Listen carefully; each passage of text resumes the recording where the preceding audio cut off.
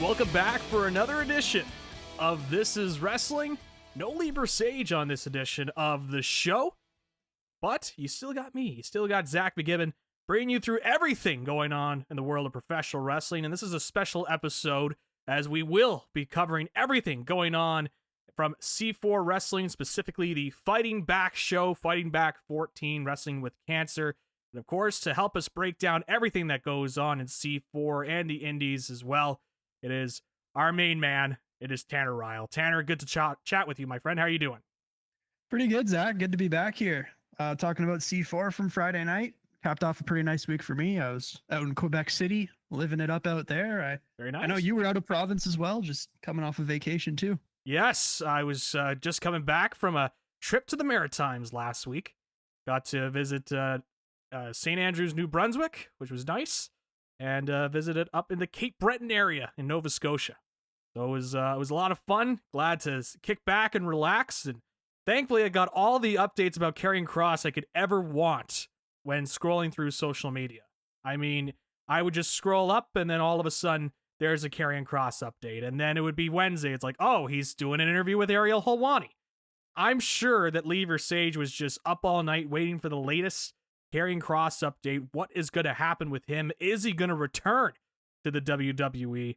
And I'm sure he's got a lot to say when Lieber comes back on to the show.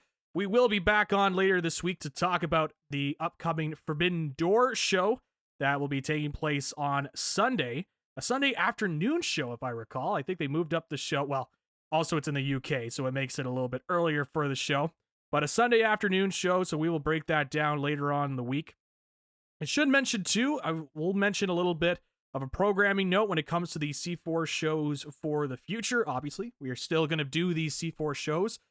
I think it's going to be beneficial to the listener as well. We're going to separate these C4 shows out as sort of like a bonus. It's its own separate thing within the This Is Wrestling channel. So you're still going to get reviews like this. It might be myself and Lee with Tanner, or it might be just me and Tanner, or heck, maybe even be Lee and Tanner. You never know the combination when it comes to these C4 reviews in the future. But going forward, we're going to keep these separated out. We'll also continue to have our main show. So if anything, you're getting more content than you could ever want or need, potentially, when you're listening to the show. So a lot happening there. So wanted to give that quick programming notes. And before we even get into the review of Fighting Back, I wanted to mention, too, before coming onto the show, I was messaging you, Tanner, about getting sets and trying to organize a time, and I was waiting. And I need to hear some feedback from the audience on this. I need to know if it's a worthwhile wait, because not every day you find like a good deal on stuff, especially when it comes to some food out in the region.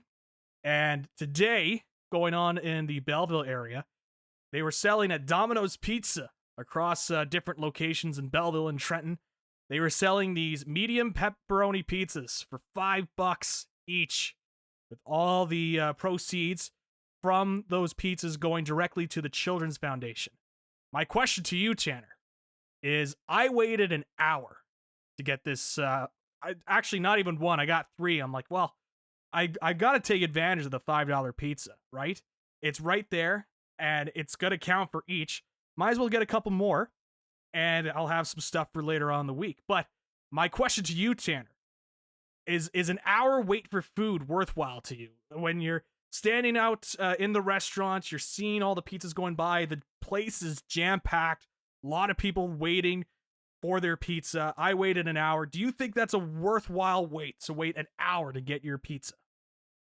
Before we even get to that pizza, just real quick, that programming change, all that's great. Yes. But I'm telling you this right now, Zach, if you ever start a C4 review off talking about Karrion Kross again, you're going to need to find a new guy to come on and cover these things. You almost lost me there, but you brought me back in when you brought up the potential of a me and Versage episode, because those are always pretty fun. Wow. So already off the pizza, bat. Like, hey, waiting an hour for a $5 pizza? Man, I'd wait 2 hours for $5 pizza. Okay. You don't even find a deal that good these days. I mean, think back to the Gabriel's Send Score $4 small pizza. Oh, that's a great callback. Yes. That I is missed a that. good one. I Yeah, think me there was too. a reason we didn't see that from Gabe's last year. Yeah, probably. Based on how many they probably sold the year before. Yes, exactly. And I think it's the added bonus as well that knowing, like, we're not talking about part of proceeds or anything like that. 100% of proceeds go to the Children's Foundation charity.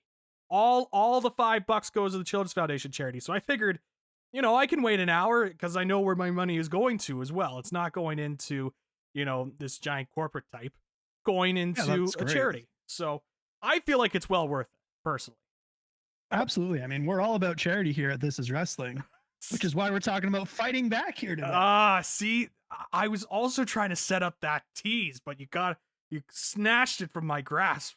Right on my grasp. What can I say? Mainstream there is starting to rub off on me. I know. Lever Sage. Well, I was just gonna say, when you're talking, given your Karrion Kross rant there about at the start, I need to mention that it is like I do have a memo from Lever Sage to have at least one Karrion Kross mention on each episode because he is such a big fan of Karrion Kross.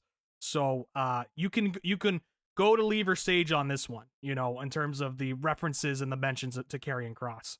Are they still in that rest hold? Do you know? I think they still are. Yes, I think so. And there might be some puppets in the ring though instead. I think people are still falling and praying as this rest hold is continuing on. So we'll see what happens, and of course we'll talk about all that later on this week. But should mention as well, fighting back.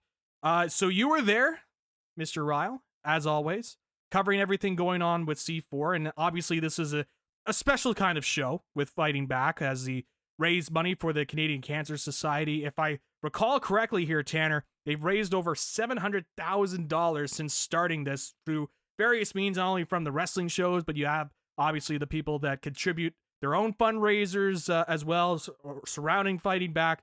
So if I recall correctly, over $700,000 raised for the Canadian Cancer Society since this event began. Yeah, absolutely. And as you mentioned, this is the 14th fighting back. I believe this is my 4th one. I know you've been going to these shows a lot longer than I have as someone who grew up in the area while I did not. But yeah, I believe it's over $700,000. I know the unofficial total from the event we're about to talk about, Fighting Back 14, was $132,000. Wow. Got announced on that very night. They had some other stuff going on this week as well. I don't know if you saw, but a very long stream where an unofficial record was broken for the longest professional wrestling match in history, over 21 hours, won by Stu Grayson and put on by the guys over at Mystery and C4, Evil Luno getting that whole thing organized. So it was pretty cool. Yeah, it was funny to see the highlights as well coming out of that.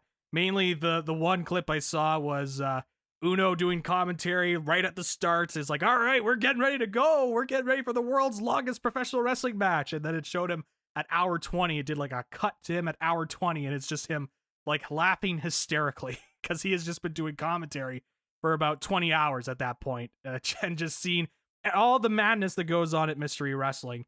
And I've been to a couple of those Mystery Wrestling shows now, and they certainly bring a comedic element, and I think that might be an understatement, me saying that.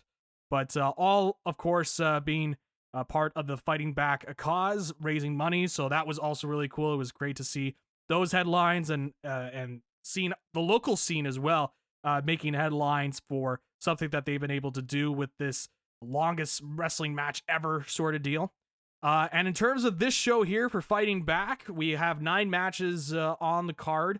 What were your kind of expectations going in? We had, obviously, Danhausen was announced for the show. Every year there's this kind of special guest that's featured when it comes to, a big-time wrestling name. Danhausen was the name this year. What were your expectations going into the show this year? Yeah, I was fairly excited. I wouldn't say I'm the biggest Danhausen guy of all the wrestlers in the world. Might shock you hearing that, but he's not really my type. But among comedy wrestlers, actually, I kind of like him compared to some other acts. That's for sure. There's no puppets going on with Danhausen, no iguanas. So he's got a leg up on a few guys for sure. But overall, I was definitely excited. When you look at Fighting Back, aside from C4's season finale, I think this is the biggest show of the year. You could even argue putting it above the season finale, depending on the year. I mean, looking at last year's show, especially, really strong card. I know we were all there. We had the big VIP balcony that you so graciously shared with us. Jeez. Had a bunch of wrestlers on that card too. Like I said, Josh Alexander. You had Speedball Mike Bailey, Donovan Dijak. So when you're going from that to Danhausen, it does look a little bit weaker per se, at least in comparison to last year. And I think overall card, I would agree as well. But that didn't really hinder my excitement going into it because I know that C4 really tries to go all out for this. It's for a great cause. And usually there's a pretty good couple of matches to talk about. And there certainly was here tonight.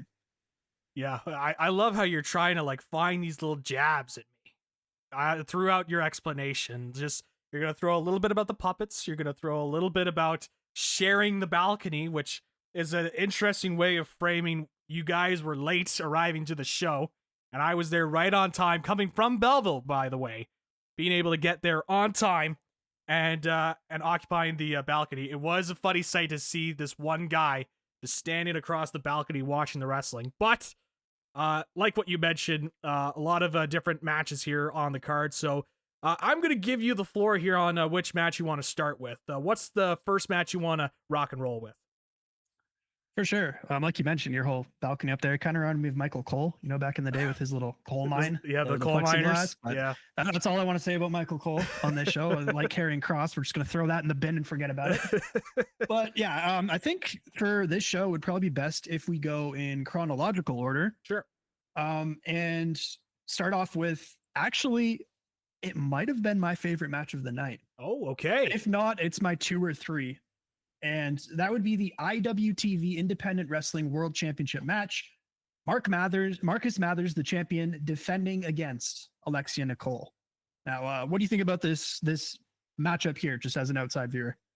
Well, it certainly kind of piqued my interest as an outside viewer. Marcus Mathers, obviously, we've talked about him a couple times here on the show in terms of somebody that obviously signed to a WWE. What's their developmental deal? ID. Yes, WWE ID contract, and clearly somebody that WWE has been keeping an eye on the independent scene, and obviously IWTV putting their world championship on him. And then you got Alexia Nicole, who's somebody that we continue to put over on this show. We're big fans of Alexia Nicole here, and easily one of the best women's wrestlers on the Ontario scene. I think that's very fair to say. And so when you have those two kind of coming together, it does kind of create an interesting matchup. We both have said before, intergender matchups, like sometimes they can be hit or miss for us. But in this case, when you have two high caliber athletes like Marcus Mathers and Alexia Nicole, I think it certainly kind of was an intriguing matchup when it was announced. For sure. You mentioned the intergender thing there. Like you, I'm not the biggest fan of it, but anytime I see Nicole involved, that completely goes out the window for me. She's pretty small, obviously. I think around like 4'10", 4'11". But she wrestles so believably against these bigger opponents. And, Mathers isn't the biggest guy in his own right, but these two had a really good match, and I really enjoyed it. Obviously, the IWTV title getting a little bit more exposure here. They've got it on Mathers, who is clearly a guy that the WWE have their eyes on, and he's getting booked all over the place. So one of the bigger names on the independents right now, if you consider the ID independent, it's kind of in that gray area against one of the biggest stars of the local scene. I think it's a great nod there. I was actually kind of cool. Something I learned. There's been one woman to hold the IWTV championship before. Do you know who that is? I do not. They are currently signed to All Elite Wrestling. Oh, is it Statlander?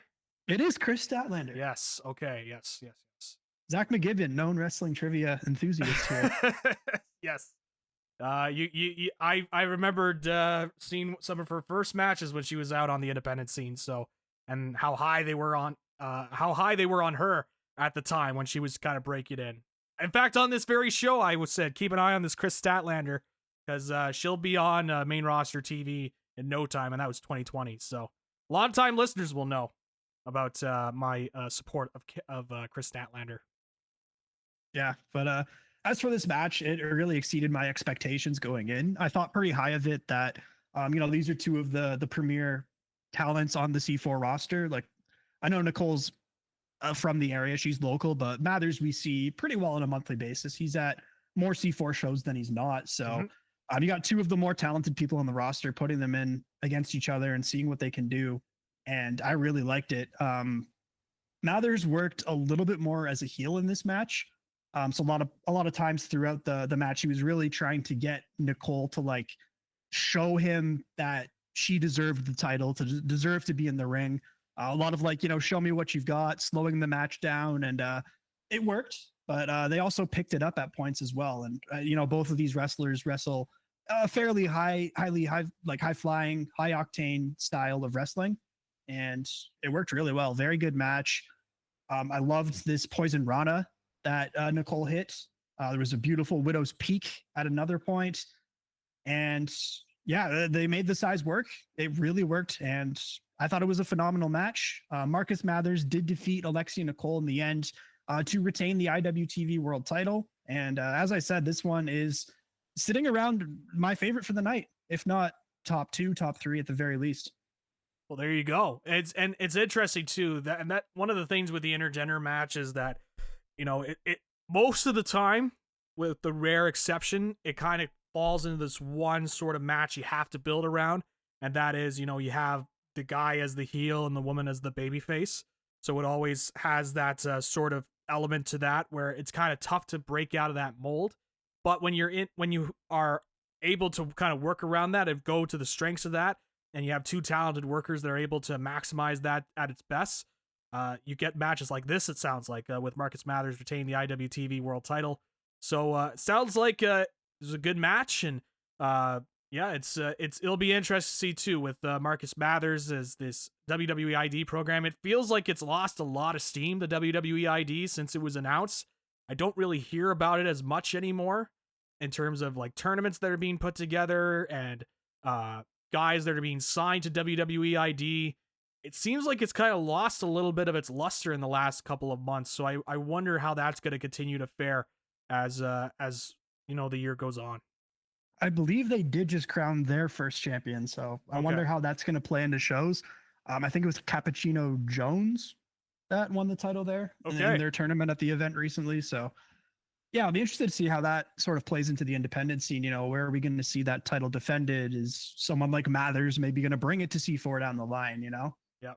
And don't worry, folks, I'm not going to mention WWE every time, but it is worth noting with their current expansion of their shows recently, as was announced today as we're recording, that there's going to be WrestlePalooza that's going to be taking place the same night as All Out, and we know how they want to continue to try and find their ways to control the wrestling industry. I wonder how WWID becomes even more a part of that as this kind of continues along. But as of right now, Marcus Mathers still able to work indies and feels like he's another independent guy. He just happens to have a WWID contract and obviously able to get the victory over Alexia Nicole. Let's move on to the next match and talk about, I believe on the run sheet, it's Brent Banks, James Stone making an appearance. Yeah, they came out and they had a little bit of a promo here before their match. Obviously, the two of them recently lost the C4 Tag Team Championships. So they've been kind of doing the Sheamus and Cesaro thing over the past year or so. Two guys who really didn't like each other, but kind of reluctantly teamed, sort of had a bit of a friendship going. They had a good thing for a little bit, had a short run with the C4 Tag Team titles, and then lost them to Project 8100, who I know you and I are pretty big on. We love Project 8100. Yep. So unfortunate for Stone and Banks, but they did lose their titles there. So this was their first match since losing those titles to Project 8100. So they came out separately for this one and cut a bit of a short promo. James Stone kind of taking the blame for that match because he did cost them the victory by accidentally hitting Banks with a chair. The crowd started going for the hug it out, but Stone said they don't know if they're quite there yet. So you got to warm up to each other, Banks, right? Yeah, exactly. So Stone kind of asked Banks, let's put this aside. We'll win this match. And then he did say, I'll go buy you a beer after and we'll talk this out. So all right, there we go. And then their opponents did come down. Casey Ferreira and Elliot Tyler. I believe these were a couple of C4 debuts, but two names that, from what I understand, are big out west in the BC area. Okay. I am not too familiar with these names. I know a couple of people in that Pacific Northwest area, specifically the Vancouver area, but I am not familiar with Casey Ferreira and Elliot Tyler. Okay, so Casey Ferreira, a bit more of a high flyer. So I enjoyed his offense quite a bit. Elliot Tyler wears a singlet, reminded me a little bit in his look of like Independence Kevin Steen. Okay. I wouldn't say he was as good of a wrestler as Kevin Steen, but looks wise, that's what I'm trying to paint the visual picture here. But I thought this was a perfectly fine tag team match. It was pretty good. I don't know that it quite hit that next level, but I really liked a lot of what Banks and Stone were doing, being the C4 regulars here. I think they have excellent chemistry, both as a tag team and against each other in some of the matches we saw last year. Like, I've really started to enjoy Banks more and more ever since he started picking up the phone again a couple of years ago and making the drive down from Toronto. Then I constantly say, I think James Stone is one of the most underrated guys on the local scene. I think so many of these young wrestlers that are coming up out of here and training at the Keep, I think they're getting a lot from him because he's a real pros pro. I really enjoy James Stone. But it was a solid match. Stone and Banks got the win, I think a little bit predictably. They hit the standing power bomb with Banks hitting a frog splash right after. So their standard finish here. It was about a 10-minute long match. Fairly good tag team match, but I think a little bit predictable. Probably building Stone and Banks up, I guess, towards a rematch, likely with Project 8100 before, who knows, we maybe see these two split up again and have matches against one another. Yeah, sounds like it. Let's move on. This is something familiar to me on this show. A promotion very familiar to me. A Remix Wrestling offer match, showcase match, whatever you want to call it. Jesse V taking on Johnny DeLuca. Explain a little bit about this match here, Tanner. Well, you almost forgot we got to hug it out at the end there between Stone and Banks. Just gonna mention that real quick because I know you're a big fan of hugs. Oh, I love hugging it out. He's a big hugger. Yeah, once you see me out in public, you know I just give hugs all around. Yeah, Jesse V, Johnny DeLuca. Two guys, I would say Jesse V, I'm quite familiar with from C4. Johnny DeLuca, not as much of a C4 regular, but he's had a few matches here and there. But I feel like I should flip it back to you here to set this one up. I mean, this is a remix match. You're the guy who's commentating these remix shows. I haven't been out to one quite yet, so I'm wondering from you, is there a story here? Are these two rivals, or are they gunning for the remix championship? Yeah, come on, man. Awesome promotions there, you know. Yeah, jeez. What scene's hot, all right? Of course, there's a lot of wrestling promotions in the area. I can tell you that Jesse V was pretty heavily pushed in Remix Wrestling. He was in the finals with London Lightning to become the first Remix Wrestling champion, the King of the Keg, as we call it at Remix Wrestling. They had really pushed him strong at Remix to be this dominant force, and when you have a guy that size, a guy like him, who's also athletic, by the way, there's a reason why you want to push a guy like that. DeLuca's wrestled not as much as you would think for Remix off the top of my head. I remember, calling a couple of his matches, and DeLuca, like every time I've seen him, he's a guy that continues to impress me because I think he's a great combination of athletic, but also he's got this great cocky heel persona to him. And I've seen it a lot when it comes to his promos and the way that he wrestles, because you got a lot of great in-ring guys, and trust me, I love me a good professional wrestling match, as you know. But what really makes me impressed with DeLuca is that he's able to put it all together with also some really strong heel work. And so where you're impressed, but it's like, I can't stand this guy, but he is impressive. You know what I mean? And he likes to show off. He's a showboat about it. I think he works really well, and he's somebody that I continue to circle and say, hey, keep an eye on this guy and see his elevation. I believe he's coming out of the Hamilton area. So, but Jesse V definitely is kind of the main showcase centerpiece around Remix Wrestling. He's been somebody that's been pushed heavily whenever he's been able to get down to Broadhead Brewery. Yeah, for sure. And like you mentioned, I think I'm a little more familiar with Jesse V from his time with Locked and Loaded. I mean, they held a couple of C4 tag team championships, if I'm not mistaken, at the very least one. So a guy who's been in the area a little bit with his former partner there. But in terms of this match, I think now that you've given me the context that Remix is really building Jesse V up as possibly their guy, I think it makes a lot more sense. This was the shortest match on the card. Mhm. It was fairly close, but Jesse V definitely handled business when it came to Johnny DeLuca. But I thought these two had some solid chemistry. I think they could certainly have another match maybe down the line, maybe in Remix, maybe in C4, maybe in another promotion. But Mhm. I quite liked it. Jesse had a really nice spear at one point and quite the one arm power bomb. Very strong individual, but very good match. And yeah, like you mentioned, Jesse V getting the win here at about 7 minutes and 7.5 minutes. So shortest match on the card. Jesse V kind of dominating, and I mean it makes sense if what you're saying about the remix title scene and Jesse V being built up as one of their guys. Yeah, he was definitely built up in the first. The way it's kind of interesting the way Remix does it is that it's kind of by season where it's like you're the 2024 King of the Keg champion, and this year they're trying to crown the 2025 King of the Keg champion. So last year he was in the finals of the King of the Keg tournament, and London Lightning was able to get the victory over Jesse V in that match. But this year it's interesting that they still have tried to keep him in the mix, of course, but it'll be interesting to see where they go in the future. I have no idea where they're going when it comes to the finals or whatnot. So it should be interesting.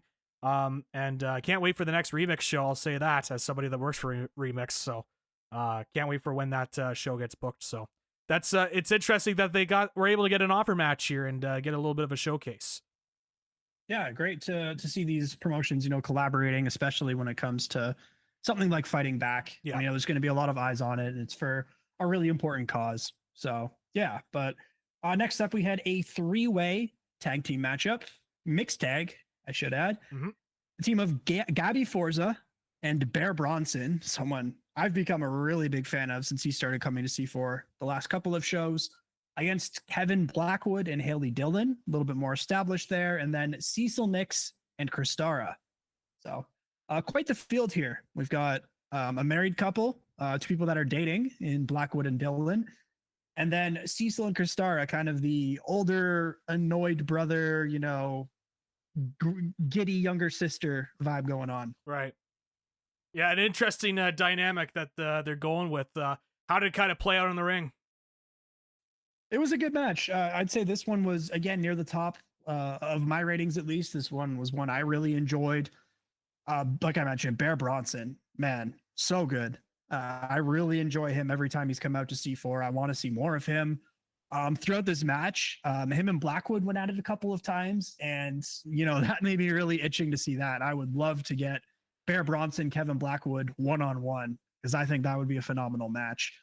But elsewhere, I think it was good. There was a moment where Bear Bronson had Gabby Forza up on his shoulders. Blackwood had Haley Dillon up, and Cecil Nix had Kristara up, and they all kind of did a thing in the middle of the ring. It was there. Or sorry, I'm confusing that up. Forza had one on her shoulders. Bronson had one on his shoulders. The two of them went to the middle and kissed in the ring, and then threw them down. Then Cecil Nix turned around and picked Kristara, his own partner, up, and did the same thing. So there was a little bit of comedy in this match, but I didn't think it took away from the entire thing, which I love Cecil Nix, but sometimes I think the comedy can go a little bit far in his matches, but this time it didn't feel too out of place. But really the goal of this match was to continue to drive that wedge between Haley Dillon and Kevin Blackwood. Something that we've talked about for the last couple of shows here. Haley Dillon, she came back from that injury, and ever since she's been getting a little bit greedy when it comes to wins in tag team matchups, whether it's tagging herself in or stealing a pinfall or whatnot, and starting to get on Blackwood's nerves. Fair enough. So we had that happen again here with the miscommunication, further driving the wedge here between Blackwood and Haley Dillon, and it finally hit a breaking point. Okay, interesting. It finally hit a breaking point. So explain a little bit of that. Yeah, so towards the end of the match here, Cecil ended up getting the pin on Kevin Blackwood after a little bit of dissension there. Haley kind of came into the ring and berated him, slapped him after the match even. Looked like Blackwood was kind of just going to take it, but as Haley Dillon went to leave the ring, Blackwood grabbed her by the wrist, did not let her leave, and then roundhouse kicked her right in the head. Jeez. And that hit a standing, jumping tombstone pile driver. Holy moly. Onto tiny Haley Dillon and laid her out in the ring. Gee. So Cecil Nix and Christera getting the win there. And then the breakup there between Kevin Blackwood and Haley Dillon. So could be a match to look for perhaps on the next show there. Well, there you go. That's something to keep an eye on for match announcements for the next C4 show.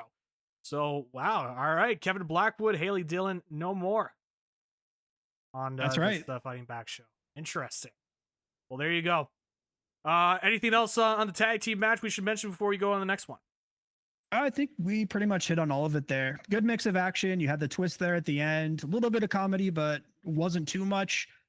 Yeah, solid matchup there. Cecil Nix and Christara getting another win. Maybe they're moving back towards the C4 Tag Team Championships. And Mark, if you're listening, please, Bear Bronson versus Kevin Blackwood at some point. There you go. I'd love to see it. Get the pencil out and write that one down for a future show. Next matchup is Fancy Ryan Clancy taking on Don't forget Sheldon the fancy there, Zach. I gotta make sure I like the nickname Fancy Ryan Clancy. Wait. Zach's here though. If Zach was, if Lee was here, right, yes. Sorry, if Ryan here, Fancy Clancy. Sorry, I forgot about the nicknames rule. Yeah, Mike Speedball Bailey. That's right. Yes. Sorry, Ryan Fancy Clancy, according to Lever Stage, taking on Sheldon Jean. Yeah, this one I was looking forward to. Sheldon Jean's just phenomenal. I've really enjoyed a lot of his work in C4 over the last calendar year or so, especially his stuff with Stu Grayson. The two of them had 3 or 4 just incredible matches that honestly I would seek out and go back and watch. I think even dating back to last Fighting Back, I was looking at that card somewhat recently before this show. But Clancy also someone who's starting to rise up a little bit in C4. I believe he actually recently went on tour in Japan. Okay. I may be speaking out of line there, but I think I saw that somewhere. But we've seen Ryan Clancy. He's sort of taking the spot of where Junior Benito, McCray Martin, Young Jay Lee were this time maybe a year or two ago, where he's getting the look against these higher level independent guys, or maybe the names that are being brought in for the show, and getting to work with them and show what he can do, while also getting that rub and getting to hone his craft a little bit. And, maybe he's someone we're going to see towards the main event scene of C4 in a year from now. So I like that. It's just seeing the next generation kind of take their step up with Ryan Clancy and guys like London Lightning and whatnot. So, but this match I thought was another very strong one. Sheldon Jean is a phenomenal heel. Just an incredible talent. I'm really surprised TNA let a guy like this go. He can really work. Yeah, I do wonder if it had, because he was trained by Scott D'Amore and or took part in the Can-Am dojo that's run by Scott D'Amore. I know he's pretty close with Scott as well. And with Scott leaving TNA, I wonder if that also kind of led to him being left out of TNA. This is just me speculating here. But that whole deal. But I've always been impressed with Sheldon G. You were talking about with Fancy Ryan Clancy recently going and working Japan. I believe he worked Noah. I could be wrong, but certainly did go to Japan. And another guy that did go to Japan a couple of years ago was Sheldon Jean, and worked Pro Wrestling Noah as well. So he's a guy that I've always, like, whenever I see him on the card, I know he's gonna really put on a good match. And I saw this match, I was like, oh, that's a good match between these two. So it sounds like it was also a good match in person. It was, yeah. Very impressed with both of these individuals. Clancy, I think we talked about a couple of shows ago, seeing a little bit of William Regal in him. Mm-hmm.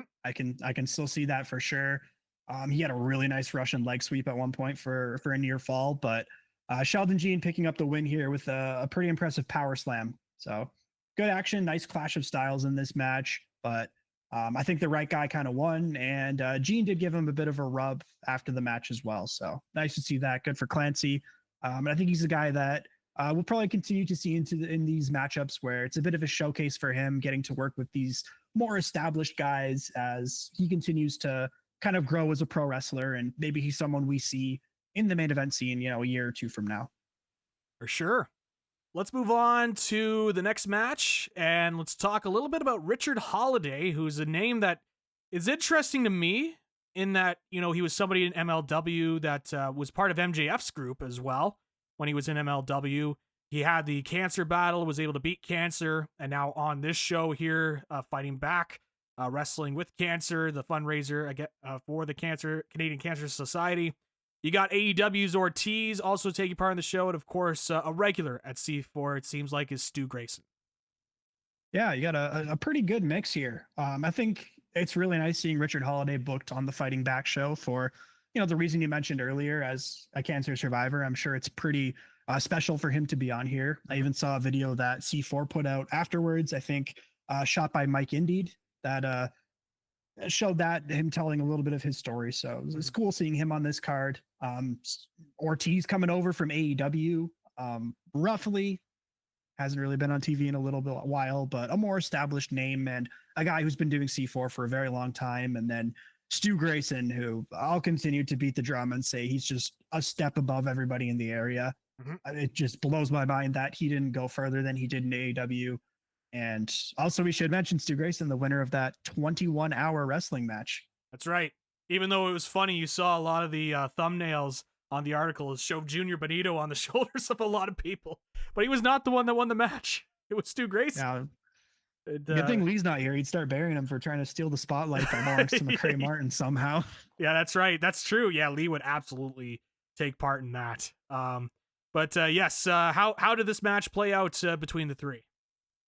Yeah, it was a pretty solid three-way match. We had a lot of one-on-one moments throughout there, but also some pretty solid moves with all three of them, highlighted by the finish, which I'll touch on in a second. But Ortiz had a really nice Death Valley driver at one point.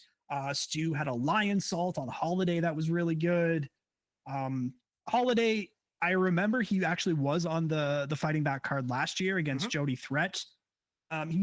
He's solid, but I wouldn't say he's someone that really blows me away watching him wrestle. He's a decent heel. I thought he worked well in this match, but for me, the standout once again was Stu Grayson, just because I think he's such a cut above. And that was really highlighted by the finish here that I told you about. Stu hitting a big running knee on Holiday and then actually getting both guys up on his shoulders and slamming them down onto his knee in the finish. Crushed his knee, man. I almost thought he broke it in the ring, but looked brutal both on his opponents and himself to get the win there. Just incredible finish. Stu Grayson's awesome. And yeah, I think it was a really solid triple threat match with three guys who are a little bit more established here. There you go. Let's move on and talk about a match that features kind of the main, I guess you could say, draw attraction for this year's Fighting Back. You got Von Vertigo taking on Danhausen, who has been making some waves in the wrestling news recently in terms of his status with AEW and potentially moving to WWE. In terms of this match, it's not the first time that Danhausen has been to C4. I remember seeing Danhausen at, I think, 2 shows previous before he joined AEW. But what did you make of this match? How did they kind of work this match here between Von Vertigo and Danhausen? First of all, I'm glad you got it right there when you said the big star for this show, Von Vertigo. Oh, well. And then you said Danhausen. Oh, hold on now. Well, don't turn it to Lever Sage on me. Don't turn it to Lever Sage on me now. I already got to deal with one lead. Zach, I am a V guy. Oh, jeez. As looking back, we have to bring this up because of Fighting Back. We're going to get to the Battle Royal in a little bit, which I think we need to mention here. So Von Vertigo won the Fighting Back Invitational Battle Royal. I believe it was last year. It could have been the year before. No, last year was Evil Uno, so it was definitely the year before. And typically, what does the winner receive from that match, Zach? Well, if I recall correctly here, Tanner, they would receive a title shot. Did Von Vertigo receive a title shot? Never appeared to cash in his title shot. He was never offered one because that happens to be the 1 year where the Fighting Back Invitational did not win a C4 championship match, Oh, okay. which I had to mention, in the comments on social media earlier this week before the show, and Vertigo brought it up, and C4 chimed in saying, "Well, we saw that happen and how upset Vertigo was, which is why we brought it back. So nobody gets their feelings hurt now." There you go. This is So the change that we enforce here at This Is Wrestling. exactly. Vertigo wasn't too pleased about that, and then I'm sure he wasn't very pleased finding out he'd have to work Danhausen in this matchup here. I'm glad that you did the voice. You had to say the voice for Danhausen. But before we get into the actual match itself, we actually had a peace offering beforehand. So Danhausen came out first, he was in the ring, but Vertigo also brought out, and he brought a gift, like a wrapped present, and he brought up something that went down in Las Vegas, I would assume around WrestleMania week, between the two of them on some other promotion that, maybe the two of them got off on the wrong foot. So Vertigo made him an offer. You can curse me, Danhausen, or you can have this mystery gift. Mm. And Danhausen decided he would rather curse him. So the match went on anyways. So we have no idea what this mystery gift is? We do, actually. It was opened afterwards. Okay. So we'll get there. But Danhausen also brought a jar of teeth to the ring. So I think that's very important to mention here. Yes. But I thought it was a really good match once they got going. Danhausen, I wouldn't say is the most impressive in-ring wrestler, but I would say Vertigo is among the most impressive of the local talent. So I'd even say he was probably the better wrestler in this match for my taste. I'm a big V guy. I'm telling you, Zach. This guy's going to go far. Von Vertigo, I want to see that C4 title around his waist, which we're going to get to a little bit later on. But at one point, even he did the go to sleep hand gesture. So maybe I see capitalizing on some news that's going around right now. He's a big fan of Kenta, is what you're trying to explain to me, right? Exactly. Yeah. Yes. Maybe we'll see Kenta here in C4. I knew that Danhausen was watching his old pro wrestling Noah tapes. Yeah. So, throughout the match, Danhausen's trying to get the jar of teeth and bring that in, and Vertigo's fighting it off. His offense is incredible. Really nice Northern Lights suplex at one point, but Danhausen had some good moves as well. Really good Death Valley driver at one point. And I'm sure you'll be shocked to hear a door got involved in the match in C4. Yes. I know, very, very shocking. Stunning. A door painted with Danhausen all over it. Yep. Shout out Tim the Doorman. Every time there's a C4 show or any sort of show in the local area, I always get an email seeing the door to myself and Lever Sage. So shout out to Tim the Doorman as always. Absolutely. That guy's a local legend. Yep, absolutely. So Danhausen tried for the go to sleephausen as Vaughn was going for like a running knee. Danhausen ended up cursing Von Vertigo and hit a release suplex, throwing him through that door and into the corner. And then he grabbed that jar of teeth and poured them into Von Vertigo's mouth before kicking him in the jaw and scoring the pin. So Von Vertigo taking a loss to Danhausen. Yes. And then Danhausen, upon victory, went for that little box in the corner and he opened it up. And you know what was inside? What was in the box? An autographed 8x10 of Von Vertigo. Okay, that's pretty good. All right. It was. There was a note as well, but it was passed by too quickly for me to catch what it said. But the 8x10 definitely pops me. That's some great heel work. Yeah. I love it. That's what I'm going to send you one day, Tanner, is I'm going to send you a signed 8x10. Say happy birthday or congratulations. Here's a signed 8x10 of me. I wonder how much a Hornswoggle 8x10 even fetches you on eBay these days. Can't be that much, He does a lot of signings now. Yeah. He's got that Legends deal, I know you were charging a lot at that SummerSlam meet and greet. Okay, now hold on. There. Stop it. Wrestling Micro Man, everything, Yeah. Every time he makes a debut locally or he goes on Chris Van Vliet or something, my phone just blows up with messages and congratulatory texts. I have to remind people once again, I am not Hornswoggle. once And I'll again. remind everyone that Zach is not as creative as Von Vertigo, and he never would have thought of that 8x10 thing anyway. So, Jeez.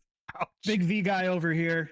Von Vertigo deserves that C4 title shot that he was wrongfully screwed out of. You really are turning into Lever Sage. It's unbelievable.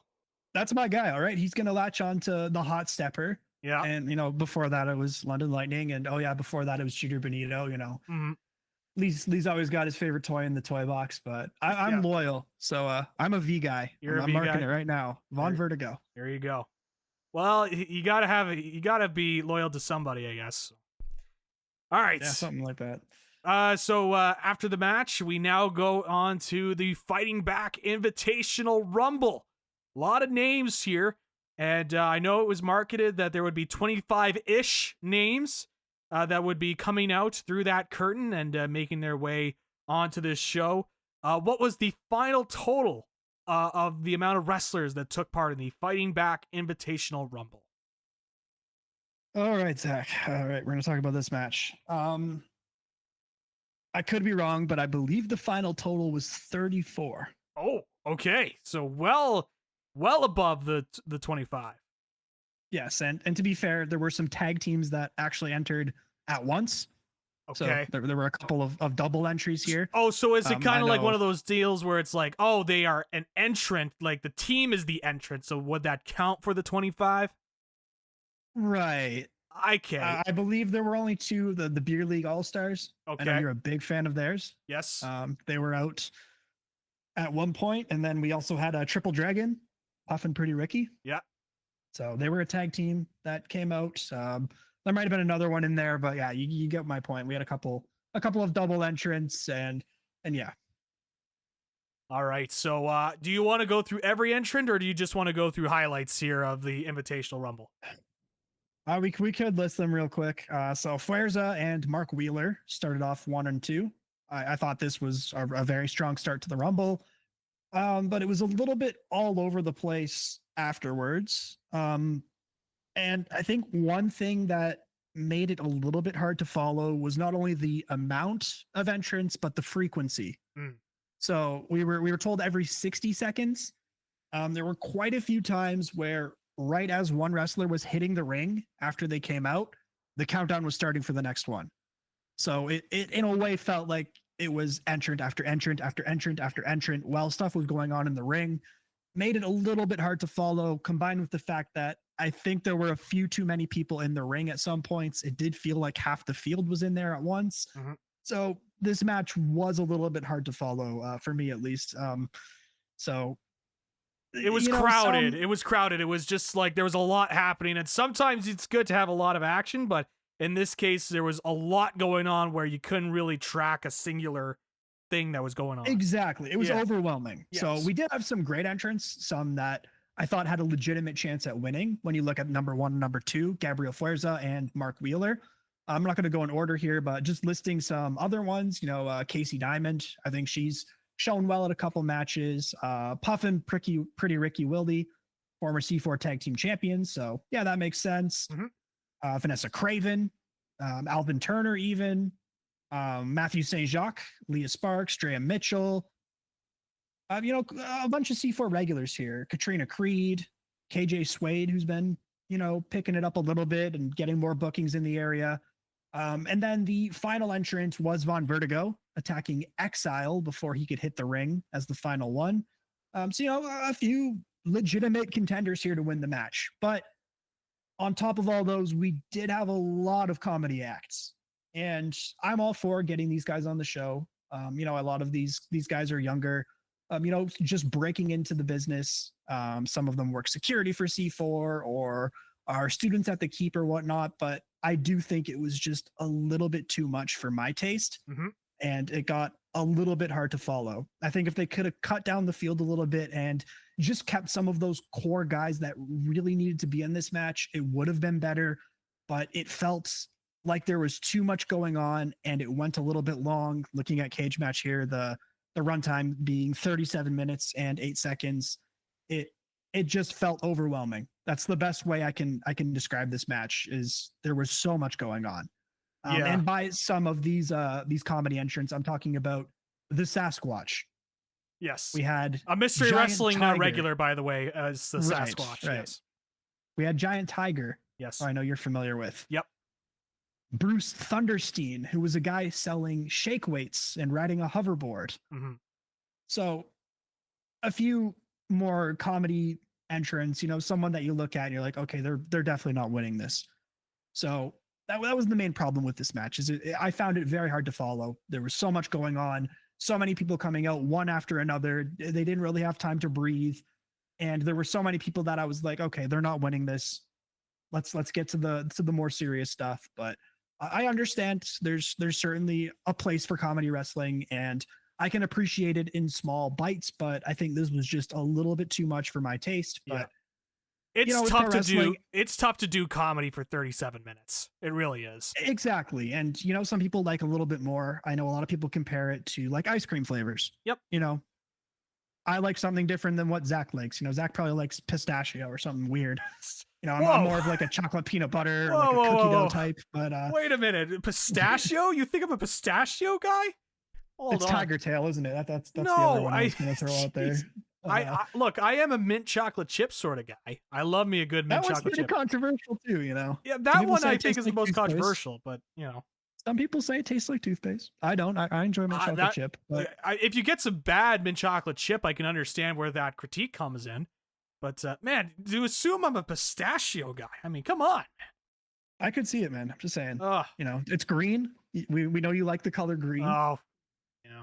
Well, I guess the mint chocolate chip doesn't help with that case for me either. But exactly. Yeah. If you got green ice cream, send it Zach McGibbon's way. Yeah. But yeah, like I said, it didn't feel like my type of wrestling to my taste. And on top of the comedy, just the fact that there were so many entrants, I'm coming out at once and a lot of people in the ring, making it hard to follow.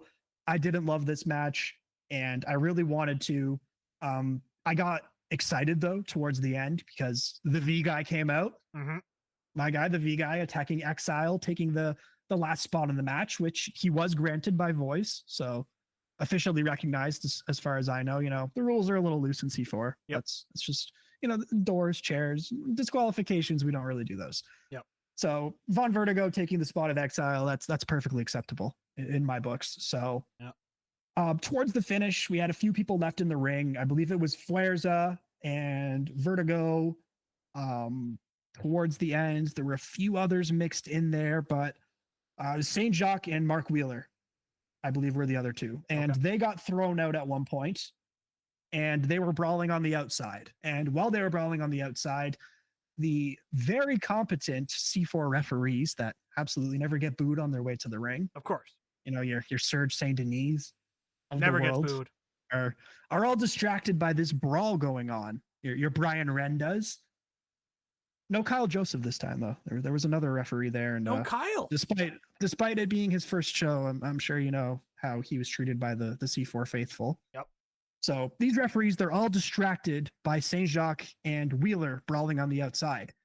While they're all distracted, Von Vertigo eliminates Gabriel Flairza and rightfully wins the match. While those referees are still turned around, Flairza comes back into the ring, and then the referees turn around and they see Flairza throw Vertigo out and declare him the winner. So we have two winners here. One that the ref saw, that being the babyface, and the one the ref saw, that being the heel. No, I'm mixing it up here. But they saw Flairza win. They did not see Vertigo, but Vertigo won first. Right. Yes. So it was a disputed finish, to say the least. Right. Where it felt to me like the heel was the one getting screwed. Gotcha. To me, that felt a little bit backwards. I don't know if you can see where I'm coming from here, with the babyface getting helped by the establishment and not screwed and being declared the winner. It felt a little bit backwards. I wondered if maybe they should have gone the other way. Mm-hmm.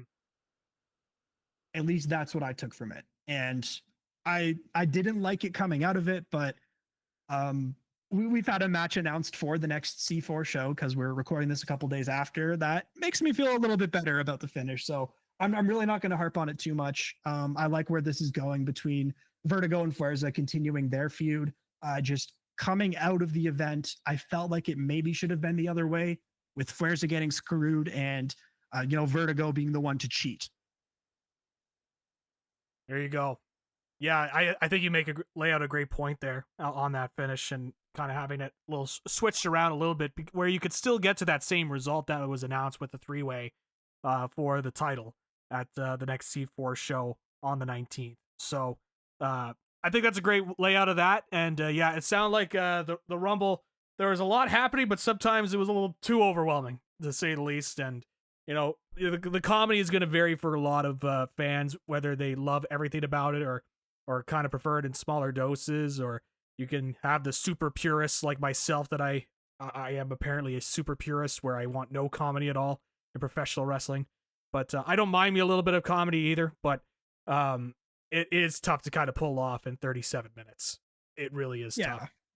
It's tough to pull off a lot of things in wrestling for 37 minutes, like a lengthier match, a 37-minute promo, like stuff like that. So it's tough to pull something like that off. And I'm not saying the entirety of the match was like that, but when it's kind of built around it and you look at some of the names that are taking part in this, you can understand why some of the stuff might not land when it comes to the length of the match. So there you go. We obviously have our three-way set for the next C4 show, and we'll talk about that a little bit more after the end of this review. But we got to go to the main event here, Tanner. Yeah, for sure. So main event, we've got a 6-person tag team match featuring all of the champions in C4, a lot of which taking place and changing hands at their season finale just a couple of months ago, which I thought was a phenomenal show. Mm-hmm. We've got Evil Uno, the former C4 champion, teaming with Project 8100, Dexter Doom and Hattie, the current tag team champions. And they're going against Myung Jae Lee, the current C4 Underground champion, as well as Junior Benito and McCray Martin, Fresh Air, and Benito, of course, being your new C4 world champion after winning that title at the season finale against Evil Uno in that steel cage match, which we reviewed about a month ago now. That's right. So lay out this 6-man tag, this main event. What were your biggest takeaways, and did they tease anything for the next show in this main event? Yeah, for sure. So I think expectations going in were pretty high when you're looking at the talent in here. I did feel like it started off a little bit slow, and it kind of fell into the usual tropes of a 6-man tag team match. And, when you're like you and I, and you've seen thousands of them at this point, you start to notice those of, the heels really working the baby faces for a while. And then you get your hot tag, and they kind of take turns running in and hitting one finish and letting another guy come in from the opposite team and do that, and taking turns and alternating. So it fell into those tropes a little bit at the start, but I thought as the match progressed, it really did start to pick up for me. And I think that's great. They got out of that and put on a very solid 6-person tag here. I think that's to be expected. A lot of these guys train together, or in Uno's case, he's a guy that's helped, I guess, everybody else in this match in their careers, including his partners. So it's pretty cool there. But yeah, I thought they ended up having a really good match. Some outside dives, Benito looked phenomenal as always. He had a really nice slingshot stunner at one point on Dexter Doom. Your good buddy there, Zach. I know he definitely doesn't want to kick your ass or anything. Correct. Yep. But that's besides the point. Lee's guy McCray also looked really good. He had his spin kick at one point. Some really good team moves here with Fresh Air. I didn't even mention it, but Myung Jae Lee kind of did their entrance with them too. So I thought that was pretty cool, and an honorary member there for Fresh Air. But as it progressed, it just got better and better. We had some chairs come in and shockingly some doors, but just evolved into a really good match. At one point, they hit a shield power bomb on Evil Uno. All 3 of them, that is. And as it progressed, Uno took control a little bit more. He had a big pile driver on McCray Martin onto a bunch of chairs, while the other 2 were in submissions from 8100. I thought that was almost going to be the finish there, and maybe they were going to start to drive the wedge a little bit more with Evil Uno getting in between McCray Martin and Junior Benito. But it seemed like that also sort of came to an end at the end of last season, so that ultimately wasn't the end of the match there. He kicked out of the pile driver. big dive out into the crowd. All the heels got speared through doors, so 8100 and Uno, and then Junior got the big win with a 450 splash. So I think to be expected a little bit, you want to end a feel good show like Fighting Back with the baby faces standing tall, all the champions involved. And yeah, I thought it turned into a very strong 6-person tag team match despite a little bit of a slow start. And you had some big moves there in the end. And you've got Junior Benito, McCray Martin, and Myung Jae Lee all standing tall in the ring when they made the announcement at the end of the show for how much money it had raised. Yeah, that's with shows like that, it's one of the things that you kind of have to take away as well is that they're able to put on these shows and raise a lot of money for the Canadian Cancer Society, and the fact that they've been able to do this for so long now, as we mentioned, the 14th edition of Fighting Back and the amount of money that's been raised for Fighting Back as well, it really kind of helps put into perspective why you have these shows being put together and all the fundraisers that have kind of surrounded this as well. So there you go. That's your main event. Myung Jae Lee and Fresh Air, the baby faces, as you mentioned, getting the victory to kind of close out the show. Overall thoughts about this year's Fighting Back 14? I thought really solid, and we have to commend them for raising an unofficial total of $132,000 for the Canadian Cancer Society. I think that precedes everything else. It's phenomenal that C4 was able to do this again. And, that's, again, an unofficial total. So I'm sure we're going to get an updated number from them on social media. But as for a wrestling show itself, I think in comparison to the season finale and in comparison to previous Fighting Back events, whether it be last year or the year before, I found this to be one of C4's weaker outings. But still, when you look at one of their weaker shows compared to other promotions, I think you still get a very solid night of wrestling. Mm-hmm. Highlights for me, again, would be the opener. I really loved Marcus Mathers and Alexia Nicole. After that, I'd say like Sheldon Jean, Ryan Clancy was really, really solid. I liked that one a lot. You mean Ryan Fancy Clancy, correct? Ryan Fancy Clancy.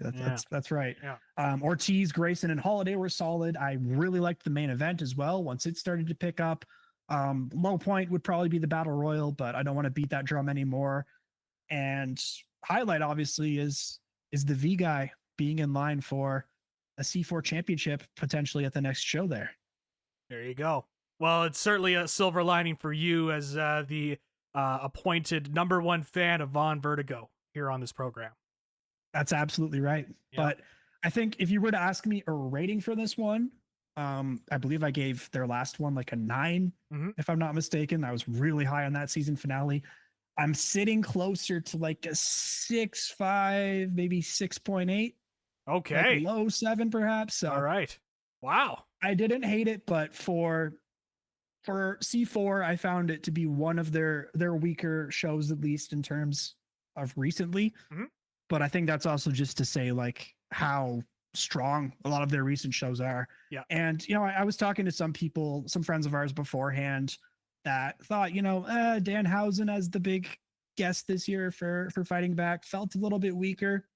That wasn't something that really bothered me because I think this season we saw C4 rely a little bit less on those big names coming in from like your AEW or your bigger indie stars. Yep. And really elevating their own talent. So it didn't really bother me at all. And there's some things that maybe are out of their control with that, whether it be like booking fees or the current like border situation. I could understand maybe some US wrestlers not wanting to come wrestle here, but regardless, I think a lot of their big guys stepped up. They're, your McCray Martins, your Junior Benitos, your Evil Unos, your Stu Graysons, your Von Vertigos, of course. Like the guys that we know are going to be at C4 the next couple of shows and really stepped up and filled the top of this card quite nicely. And yeah, so although I'm not as high on say the season finale or last year's Fighting Back or some of their more recent shows, I still think this was a really solid outing for C4. And yeah, I'm really looking forward to the next show there. Friday, September 19th. For anyone heading to AEW All Out in Toronto, that is the night before. So already being announced, the main event, Junior Benito defending the C4 championship against the two air quotes winners of the Fighting Back Rumble, Gabriel Fuerza and Von Vertigo, in a triple threat match. I'm really looking forward to that. And that is C4, a fistful of dynamite. Mmm. Boom. Fistful of dynamite. There you go. It's going to bring the boom, Zach. That's what we do. We bring the boom here on This Is Wrestling. One last quick question before we wrap things up. Obviously, the timing coming in Friday, August 19th at C4 is, and that's the night before the Saturday AEW All Out pay-per-view, which happens to take place in Toronto, Ontario, Canada. And for those that have been following on social media, you might have noticed that Mercedes Moné put out a tweet saying, I want to visit some Canadian promotions pretty soon. I saw a bunch of people tag C4 in that as well. Here's my question to you. I'm going to put you on the record here. Do you see Mercedes Moné being a surprise, making a surprise appearance at C4 Wrestling that Friday? Oh, man. That would be pretty crazy. Because if you notice, every time that Mercedes Moné has showed up at Independence, it's not pre-promoted other than in RevPro or whatnot. A lot of the times they've been kind of surprise appearances. So that's right. And did you see Danhausen challenging her to a match in C4? Oh, yes, I did see that as well. So I'm just throwing it out there. Do you think that there's a potential here? I don't want to. I'm sure Mark is listening to this and sweating. He's like, guys, please don't promise anything. I've not announced anything right now, but I'm just going to put, for the sake of the podcast and for content on the podcast. My heart really wants to say yes. Yeah. But I think my head is going to probably say no. Mm-hmm. Just with it being the night before and, Ottawa and Toronto, it's not exactly super close to each other. Yep. So if Mercedes has got a big match potentially on Saturday night, I don't know. I would say something like Mystery Wrestling in Toronto would probably be a little more likely. Yep. But I mean, if Mark can pull it off, that would be a hell of a moment. Yeah, absolutely. Sure. There are a ton of guys on that roster that I would love to see go at it with Moné. I mean, Moné and Alexia Nicole, sign me up. Yeah, I'm absolutely. all for that right now. I wouldn't be surprised if she makes an appearance. I don't know about a match, especially the night before, but could she make an appearance? Say, hey, I'm here and I want to make a statement. Appearance I could see maybe, Yeah, that's where I'm looking at it. Again, they do have those AEW connections as well, Yeah, Evil Luno could work some magic there. You never know. I don't want to put Mark in a bad spot here and say it's happening or anything like that. This is just two fans kind of guessing and speculating and saying, hey, maybe this could happen. This is all on you. I don't want to see any Tanner banned posters hung up outside the Preston come September. That's not going to happen. I will assure you of that. Anytime there's any sort of negative comments, it will go to me anyways. So, but nonetheless, no, it's I just want to throw that out there because I think that's interesting. So, but could we see maybe another name though lower on the card from AEW? Sure. Absolutely. Also on the Friday night. I think that would be more likely. Yep. If you're asking me directly about Moné, I don't know, but we've seen some guys. Wheeler Yuta did a show not too long ago. Someone closer to that level, maybe. Speedball Mike Bailey. We know he's pretty close with the people at C4. Yep. Daniel Garcia, former champion. Josh Alexander. Yeah. Just, I think there are more likely names than Moné that we could see come September. Yep. Fair enough.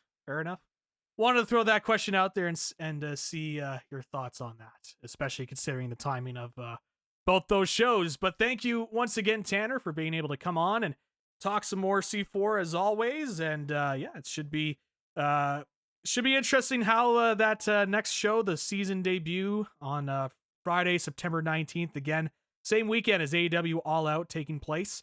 It'll be interesting to see what kind of happens there. Some of the more other matches that will be announced for that card. But is there anything else on your mind that you wanted to mention, whether it be C4 related, not C4 related? You wanted something out there.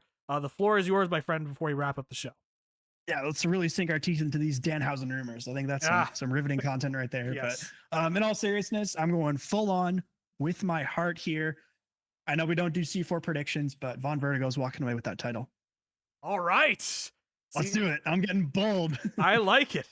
But I mean, that's going to be a hell of a match. You look at those three, Vertigo, Fuerza, Benito. I'm all over that. I like it. See, this is how we end off a program with a bold prediction. I love it. So with that, And Zach's going with Gabriel Forza, just for the record, let it show. well, no, don't put any words in my mouth. I'm not making any predictions here.